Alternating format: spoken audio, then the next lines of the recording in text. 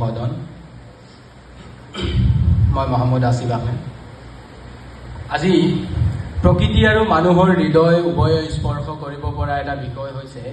বন্যপ্ৰাণীৰ পৰ্যটনৰ নৈতিকতা সংৰক্ষণ আৰু জীৱিকাৰ মাজৰ ভাৰসাম্য আমি যদি উত্তৰ পূবৰ বন্যপ্ৰাণীৰ কথা ক'বলৈ যাওঁ আমি যদি উত্তৰ পূবৰ বনৰ বিষয়ে ক'বলৈ যাওঁ তেনেহ'লে আমি এটা যাদুৰ বিষয়ে ক'ব লাগিব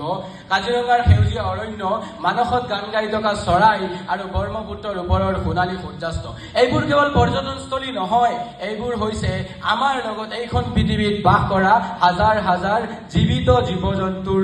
জীৱন্ত ঘৰ বন্যপ্ৰাণী পৰ্যটনে মানুহক প্ৰকৃতিৰ ওচৰলৈ লৈ যায় মানুহৰ মুখত হাঁহি বিৰিঙাই আমাক সংস্থাপন দিয়ে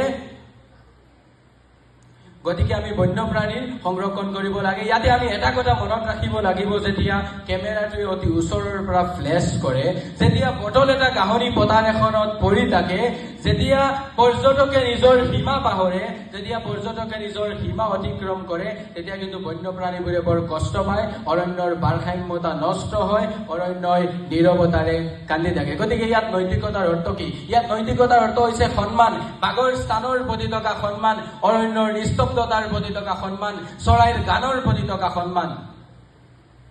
গতিকে আমি অলপ সচেতন হ'ব লাগিব এই ক্ষেত্ৰত এটা কথা আছে যে বন বৃদ্ধি হ'লে মানুহ বন বাঢ়িলে মানুহ বাঢ়ে আৰু এয়ে হৈছে সংৰক্ষণ আৰু জীৱিকাৰ মাজৰ প্ৰকৃত ভাৰসাম্য আমি বন্যপ্ৰাণী আমি যদি প্ৰকৃতিক